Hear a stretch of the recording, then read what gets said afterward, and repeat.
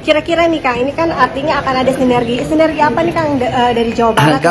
Kalau sinerginya, kalau hanya masalah transportasi publik, kebutuhan masyarakat di Bekasi, di kota Bekasi, di Bogor, di Depok, itu kan hal teknis yang menurut saya tidak begitu berat melakukan sinergi itu. Tetapi yang terberat itu adalah Jawa Barat mengalami degradasi lingkungan akibat pertumbuhan pembangunan di daerah sekitar yang itu mendapat suplai material dari Jawa Barat.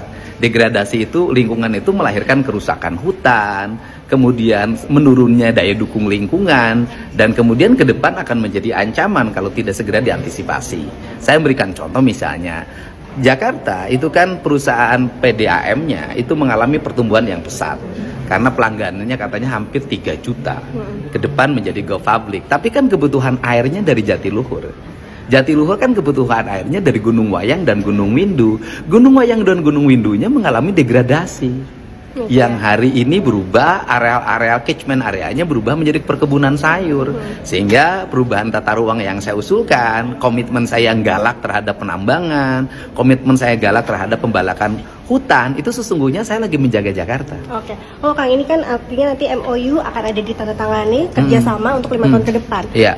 Prioritas dari Jabar sendiri untuk 10 provinsi kerjasamanya itu apa Kang?